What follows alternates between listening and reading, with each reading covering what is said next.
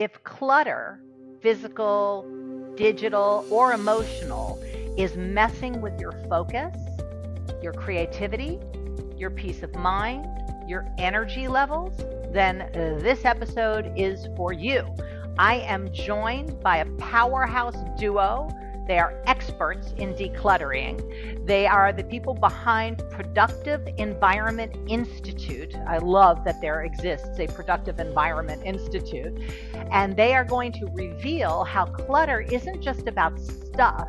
It's about postponed decisions and a whole bunch of other stuff that we're going to delve into in this episode. So if you are ready to reclaim your space, your energy, this conversation is going to give you exactly where to start. Hey there, welcome to Be Unmessable With the podcast. I'm your host, Josselyne Herman-Saccio, and today I have two guests for the price of one.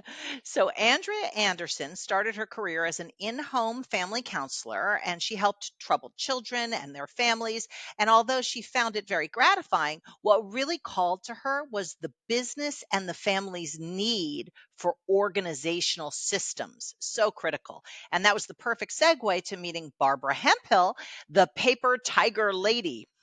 What does that mean, you should ask? Funny you should ask. Barbara started her career in the organizing industry in 1978 with a $7 ad in a New York City newspaper. And in 1988, she released her first book, Taming the Paper Tiger, which became a bestseller, and she quickly became known as the Paper Tiger Lady. So Barbara and Andrea co-founded the Productive Environment Institute. I love the name of that, in 2008. They have offices in Raleigh and Carolina Beach, North Carolina, and they have a team of certified productive environment specialists. We're going to hear all about this all around the world, who work with clients both on site and virtually. And their passion is helping professionals accomplish their work and enjoying their lives without, get this, without disorganization and overwhelm.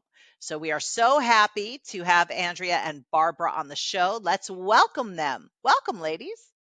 Thank you so much for coming, you guys. Well, thank you for having us. We had such a good time when we had you on our show, and we're really looking forward to reconnecting with you on this one. So we're happy to be here. Yeah, we I really know. love the opportunity. We love conversations like this that are just fluid, and that's what we did last time. So I look forward to doing it again. Yes, me too. Yeah. So hopefully this will live up to our expectations.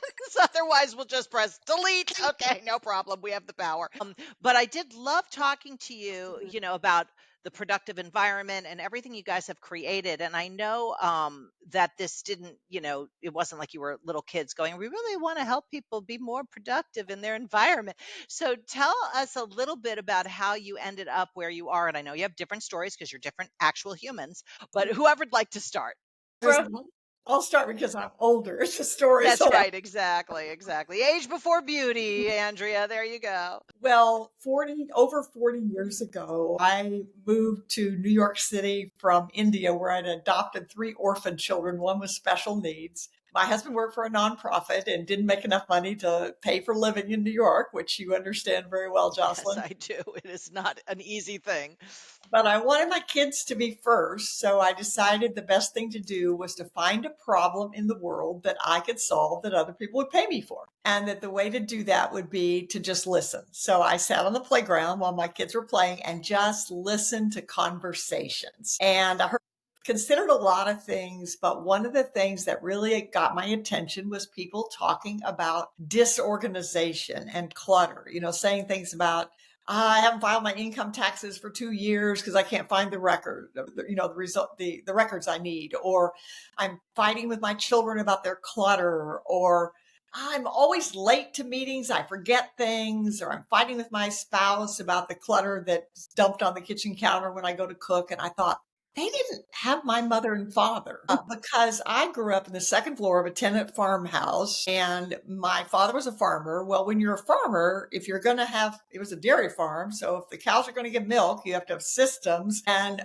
my mother was an assistant to the president of a bank for 46 years. So I grew up with systems, and in Productive Environment Institute, we use the acronym for system of saving you space, time, energy, and money. Every time there's something you have to do repeatedly, you have to have a system. So I ran a 7, and by the way, I'm not naturally organized. I've been diagnosed with ADHD. I have dyslexia. I'm a musician by training. I love to start things. I don't like to finish things. I like the big picture and I hate details. Other So than that, So Andrea will tell you I can make a mess with the best of them, which is the reason that the systems that we use work, because they were designed for me. I ran a $7 ad in a New York City newspaper, which is a big deal because I used to walk 20 blocks because I didn't have 50 cents for the bus. It said disorganized. I organize closets, files, kitchens, you name it, call Barbara Hemphill. And like a lot of entrepreneurs, I had a rough start. I had 3 calls from guys trying to pick me up. And the fourth call was from a 55-year-old woman who was recently widowed. Her husband was a solo practitioner attorney. He died, leaving piles of paper at home and at his office. She didn't have a clue what to do, what was going on, and didn't have any children. So in a lot of ways, I did what a daughter might have done. She did not know that she was my first client. And I charged $10 an hour, living in horror that someone would ask me what made me think I was worth $10 an hour. And then I went in and I saw these piles of paper everywhere and I thought, what in the world have I done? But then I realized, careful what you wish for. yeah, exactly. I just said, okay, I'm going to start sorting, categorizing. And that's one of the things we do all the time in the work we do is categorizing. And so that's how it all started. And to promote the business, I would speak wherever anybody would give me the platform. That's how it all started. Amazing. And how did you guys meet up, Andrea? Let me back up one thing. I want to tell one more piece that happened before Andrea, and then I'll do over that. I moved from New York City to Washington, D.C. I went to the Small Business Administration and asked them to help me start this organizing business. And they laughed me out of the room and said, this is not a business. No one pays for organizing closets, cupboards, and kitchens. And I think the last statistic I saw for residential organizing alone was it's an $11.6 billion industry. So thankfully I didn't listen to them. That's right. Talk about being unmessable with in the face of no agreement. I'll show you, my friends. And Andrea, I know you didn't start in this world either. So what happened for you along the path? You were a counselor? Well, I'll back up to when Barbara placed that ad in 1978. I was 9 years old. Exactly. I was 11. And I was organizing even then. I would organize. I always wanted to be a teacher, and I would organize my desk, and I was doing those kinds of things. But fast forward, I went to school, went to college to become a teacher, and got my degree in elementary education. And then, I graduated in December, and so it wasn't the beginning of a school year. So I took a job as a family counselor at that time. There was this new company, and they were doing intensive in-home family counseling, and I qualified. So I got that job and started working with families. And the whole thing about that was it was all around family systems. It wasn't one person is the problem in the home or the child is the problem. It was the family system. So that's where I learned about systems, interacting with systems. In that business, in that company, I decided I didn't want to be on the road doing in-home family counseling anymore. So I started looking around the offices, and we had offices in multiple states, and I organized our office in my area. And then the powers that be saw that and said, we want you to go organize the other offices. And so I did that. And so then I transitioned from counselor to an administrative role, organizing the offices. And at that point, I then was working for the vice president of the company, who, this is where Barbara comes in, she was very successful. She had a driver, personality, go, go, go, go, go. And she would come back and she would just throw all her stuff in her home office. And she'd say, you need to come up here and get my stuff organized. And she lived about 4 hours away from me, 2 hours away from Barbara, but I didn't know Barbara yet. And I would go to take that drive to her home office. She would leave and I would spend a week trying to organize her papers, her files. And she would come back and she would say, well, and I was so proud, of how great it looked.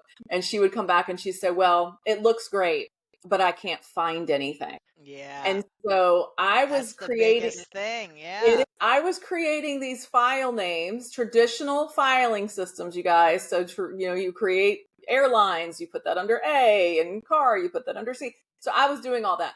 But what the words I was thinking of were not the words she was thinking of. And that happened over and over and over. And I was frustrated. And I sat down at her computer. This was 2005. And I said, Lord, there has got to be a better way. And I turned around on her computer and I typed in filing system. Those are the two words I typed, filing system. After I said that prayer, Barbara Hemphill pops up, Taming the Paper Tiger. And I was like, oh my God, what is this? So I found out she had this whole program, this whole system. And long story short, we connected. I ended up becoming certified in her program. She had a program for consultants that she taught people how to do what she did. And so I became certified in that. And then not long after that, Barbara, she'll probably tell you this as we get on, she was ready to retire. So she thought. Yeah, I And was going to say, ha, ha, ha. yeah, ha, ha, ha. So I ended up basically partnering with her and started, and it was basically built a whole entire new business. And we ended up virtual, and we help people virtually all over the world now. And it's just amazing. So Just we can fill in some of incredible. those blanks, but yeah. But what I love about what you guys do, because the work that I do, a lot of it is, empowering people to be able to create. Because when I say be unmessable with, it isn't about being tough or anything. It's about being able to stay in that space of creation.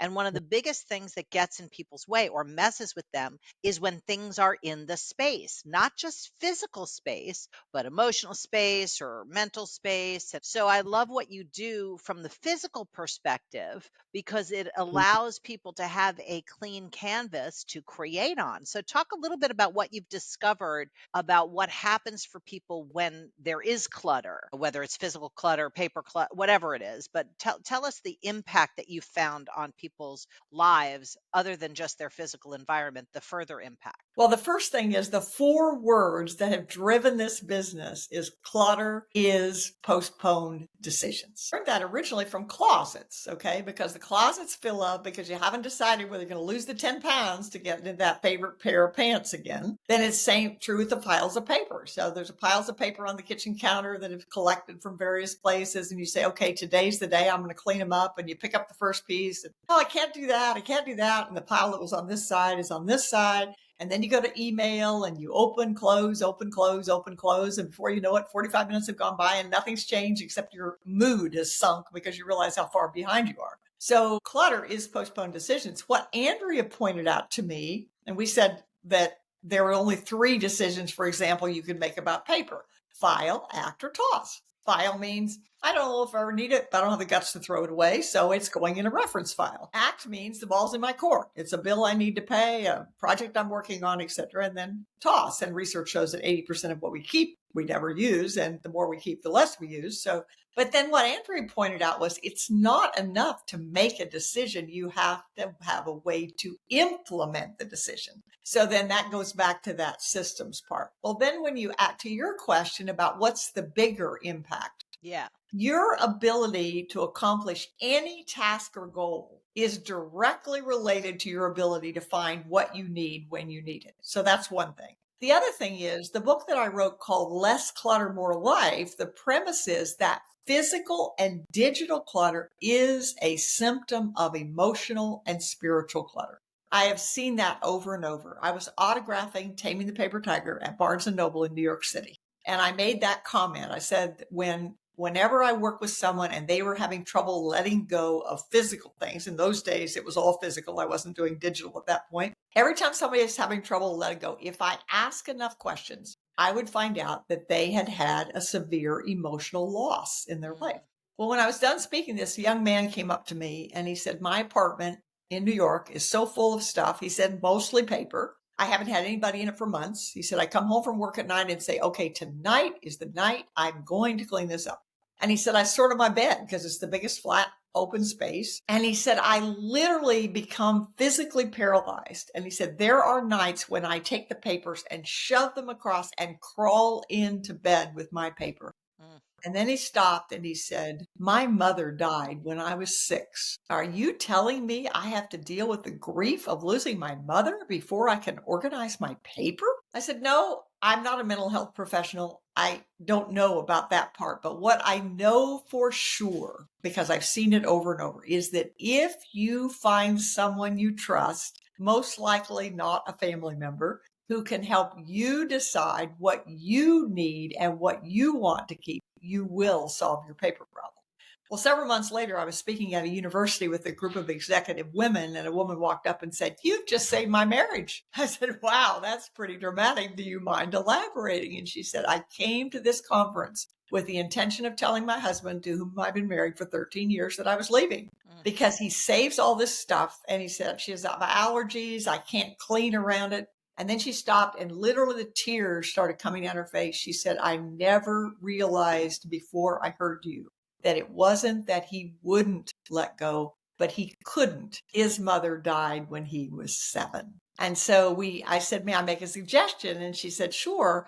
And I said, "Say something to the effect of, 'I never understood before how important all this is to you. Let's figure out how we can keep it and still live together.'" And I stayed in touch with them for 8 months, and it took 13 years to accumulate it. So obviously it takes a while, but that 8 months was dramatic. And what the lesson out of there, and so many of us blame other people's clutter. We blame the mess we have on other people's clutter. And when in fact, the way to solve it is to deal with your own and be a role model. So then they will follow. That's great. That's great. Well, all of a sudden I'm seeing every area of my life where I haven't thrown things away. I'm like, I don't know if I want to have this conversation anymore. So tell me what you've discovered in the work that you do with people is like the number one thing that really gets in people's ways, that really messes with them, in my language. What would you say is the top contender for that? Well, the first one is attitude. Because if you don't believe that you can fix it, then that's going to be a self-fulfilling prophecy. So people say, "I have ADHD," or "I'm creative and creative people are just naturally messy," or "I'm too old to fix this," or "this would take too long," or "my colleague or my spouse will be a sabotage," or whatever. If you don't believe you can do it, then that's the number one stumbling block. But then the second thing is that you have to have a system. You cannot clear clutter randomly. You have to have a system, and that's what we're doing. And we've created these boot camps. Andrea's created them. They're just brilliant and changed people's lives. We have 2 of them. One is called an office transformation boot camp, which is to organize the physical stuff in your office and your papers, and then digital transformation. And we found that the 2 things we've added, so we have the right attitude, we have the system, then we have accountability. Because nobody goes into their office and says, "Oh, I don't have any better to do. I think I'll clean out my email, or I think I'll clean out my files." It's not going to happen. So we're all more willing to be accountable to other people than ourselves. That's why we pay somebody to go to the gym when I've got gym equipment upstairs, but it doesn't make me use it. And then the fourth thing that really has pushed this over to make it is community. There is so much shame around clutter, so much feeling like I'm a smart person and I should do better than that. And I can give you 3 examples. When I first started, it was a second year in business. My client was the vice president of administration for Arthur Anderson in New York City. And I thought, okay, this is going to take my business like gangbusters. I was there 3 days. That was all paper. So I was converting it into what we call a finding system. It's our proprietary system. He loved it, gave me a great testimonial, never told anybody. Then I went to Washington, D.C. I worked with a woman who was an assistant to one of our presidents and became an ambassador. She had me work at her office from 6 p.m. to midnight because she didn't want anyone to know that she was so disorganized. She needed a professional. And if anyone came to the office, I was introduced as her friend, not a consultant. And then finally, I moved to Raleigh 30 years ago. And a couple of years after I was here, the largest company in this area hired me. It was the director of administration. Once again, I thought, okay, this is going to be it. Again, organized her office. She loved it, gave me a great testimonial, never told anyone. Well, I know why, because the person who was my assistant had worked for me for 7 years, but she had 3 college-age kids and she needed more money than healthcare than I could afford. So I got her a job with that woman. And she said, "I can tell you why she never told anyone, because she liked having more power than anybody else because she could always find what other people needed." Well, I don't know what the statistic is, but I was running my mastery program, and I had a specialist come in who deals with systems, right? And how to scale, what are the systems missing to scale up. Her company's called Scale Time. And she said that there's a certain amount of hours per week in a company where people spend it looking for stuff. Mm-hmm. I don't remember if it was 3 or 4 hours a week or so. Do you know the stat on that? Well, it's actually gone up. I've recently seen, but it was 150 hours per year, which is only 30 minutes a day. So that's 2.5 hours a week. And Yeah. it's actually increased over time instead of decreasing. Well, So, and yeah. part of the reason it's increased is because of digital clutter. Mm-hmm. So when I first started working with companies, I was teaching them how to organize their paper. And a lot of companies turned me down because they said, we're going digital. We don't need to organize our paper. And so they didn't. And what we found with digital is you just have a bigger, faster, hidden mess. Because I was in Washington, D.C. for 15 years, and many times I literally would be there when they would bring a truck with boxes full of paper looking for information that they needed for an audit. And they would hire temporaries who knew nothing about the organization and say, go through these boxes and look for the papers with these dates or these names or whatever. And they could do that. It took hours, but they could do it. Well, if you take those same thousands of records and put them in digital, nobody else can find them. And that's exactly what happens. So part of what our business is about is helping people figure out how to organize their digital information so they can find it. And here's the exciting news. One of our principles is today's mail is tomorrow's pile. So when people look at this, they, oh, it's so big and I've got so much to do. You don't have to do it all. And so in our boot camps, we focus on stopping the problem. And we say at the end of the 5 weeks, we promise you 3 things. Number one, when this is whether it's paper or digital, it's the same principle. Number one, you will know what to do with every new document that comes in, regardless of what it is, because you have a system that you can put it into. Secondly, everything you filed in these 5 weeks, you or anyone in your company or your family that you want to can also find it. And 3, we'll give you a productive environment game plan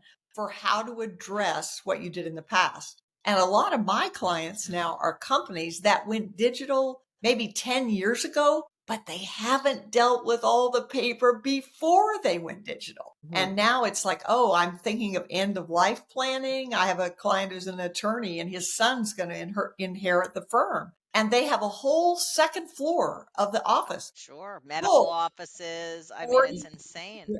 46 years he's been in business. So the whole second floor is full of boxes of unidentified documents that somebody has to deal with because there are some documents in there that as a law firm, they are required to keep. Exactly. So that's like that's like an elephant trying to, eat an elephant in one bite. So little bites at a time. So what's something that people could do out of listening to this podcast, what action could they take that would begin to dissipate the overwhelm or the disorganization so that they have more space in their life? Andrea, you take that because you're the one that deals with it every day. I will give the very first assignment that we give to people in whether they come to our free webinar or they're in our boot camp is first of all, choose a command center. Choose a place in your home. If you have, everybody needs a home office for the business of life, whether you have a business or not, a home office for the business of life. So choose a place, whether that be an actual office in your home or a corner of the dining room table or the kitchen counter. Find a space, choose a space, and then just take a look around. Take a look around right now as you're listening to this and watching this and say, are there things in that space that maybe could go somewhere else? Start with the obvious trash. Like if there's a drink bottle or a wrapper or something like that, go ahead and toss it. Go ahead and do that first. And then are there things that can go in another room? So go ahead and do that. And so the act of taking that immediate action that every single person can take will start clearing the space, and it clears your head at the same time. Okay. So that And that leads us to the next step, which is really important. In Proverbs, it says, without a vision, the people perish. And organizing in and of itself has no value. And in fact, we probably all know people who spend all their lives organizing and reorganizing and have nothing to show for it. So the first question we're asking clients is, why are you organizing? What is it that's going to be different? How are you going to feel differently? What are you going to be able to do differently? And one of the things that makes what we do so different from other organizers, we get dropouts from David Allen and Marie Kondo because both of them have systems that absolutely work, but not everybody's willing to do it that way. And when people say to us, what should I do? We always say, that's the wrong question. The question is, what will you do? Yes. Because if the vision you have is big enough, that's what we call the art of organizing. If your vision is big enough and important enough, we can always figure out a way to help you get there. I love it. I love it because the work that I do is all housed in the world of vision as well, as you know. So tell us, both of you actually, if you can, given the show's called Be Unmessed With, I always ask a situation in your life, a circumstance you were dealing with that was so difficult, it really messed with you and could have taken you out, but somehow you were able to draw upon something that had you transcend the situation and emerge what I call being unmessable with, able to continue to take actions from your vision, from your purpose. What's a situation that comes to mind for you that was like a low point? Well, mine started very early on in that I had residential clients who wanted to pay me and I wanted them to be able to use their credit cards. And at that point in history, the only way you could get that capability was if you had a physical office, which I didn't need because I went to people's clients. So there wasn't any reason. But I had a private mailbox in downtown Washington, D.C. that had a boardroom. And I literally went to the manager and I rented the room for a day. I bought a sign that said Barbara Hemphill Associates. I put it on the door. I hired my best friend to look like she was my assistant. And I invited the bank to come to my office so that I could get a credit card. And it worked. And I hadn't even thought about that for decades. And somebody asked me a question the other day about something similar to yours. And I thought, oh, I remember that. But that gave me so much confidence to know that even an entity as big as a bank could deny me something. And if I refused to believe it, there was a way that I could be unmessable. I love it.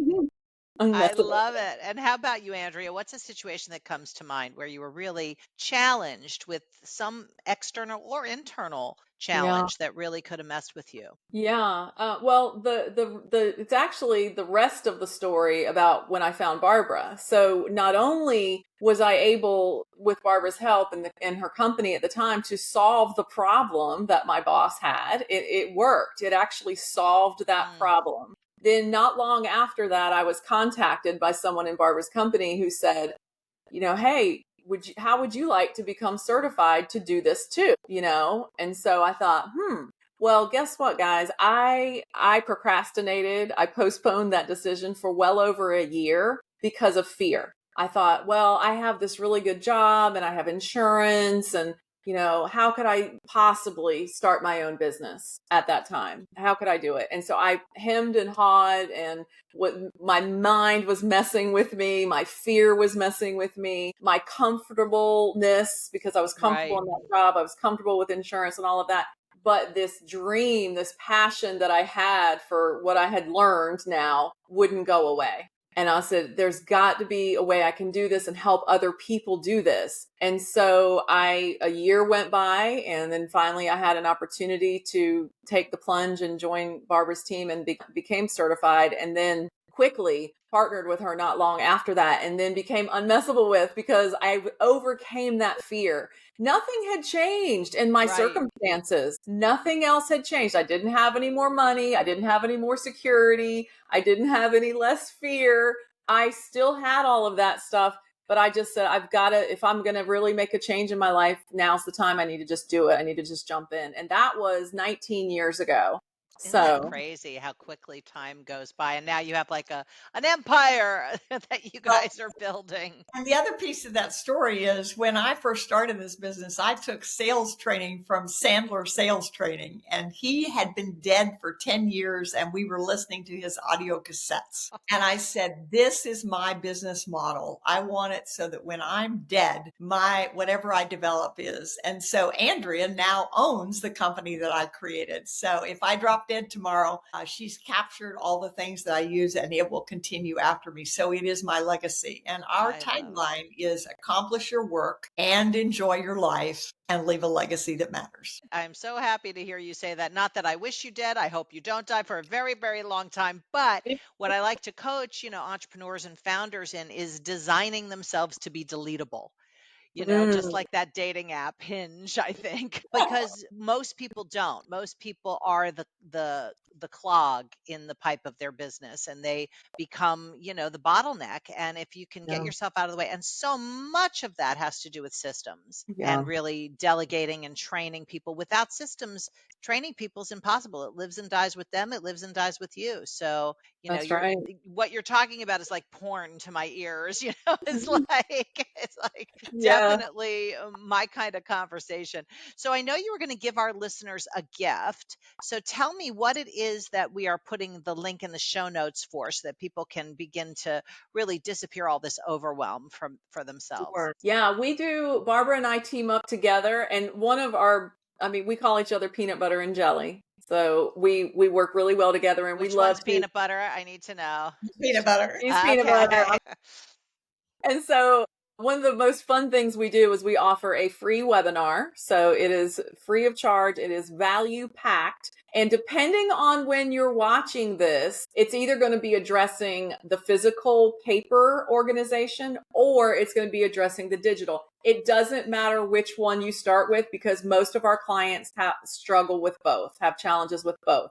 And so one of the physical one is called Less Clutter, More Life. And the digital one is called Less Digital Clutter, More Life. And that Great. website that we'll put a link to it in the show notes. But the short, simple answer is productiveenvironment.com/webinar. Easy enough to remember. But if you're watching this, use the link in the show notes for sure. So we'll get you No, there. we'll definitely put it in there, and we'll put a link to that is your website. So I guess they can find you that way too. Yeah. And I'm so happy you guys came on. It's been delightful yet again. I know we could talk about things forever and all the different impacts of clutter, both physical, mental, emotional, spatial clutter, and the impact of taking that out of your life and the kind of freedom and creativity that emerges in that space. So thank you so much for doing what you do. And any last words for the people listening? I just want to thank you for having us, because anytime we have an opportunity to share this, empowering other people to be unmessable with is just,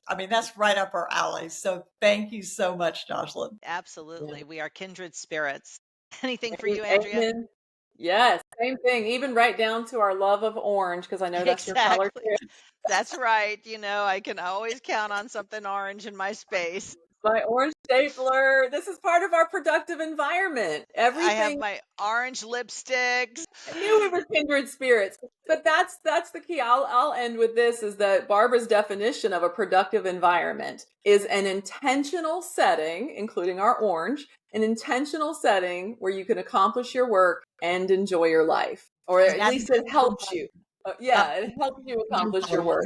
And environment in your mind as well. So. I love it. I love it. So, for those of you listening, thank you for listening. And please rate, review, comment, and share this episode with anyone you think it would make a difference with, which is basically anyone who lives in a physical environment. Okay. So, yeah, we look forward to seeing you on the next episode of Be Unmessable with, the podcast. Listen, if your space is a mess, your mind is probably a mess too.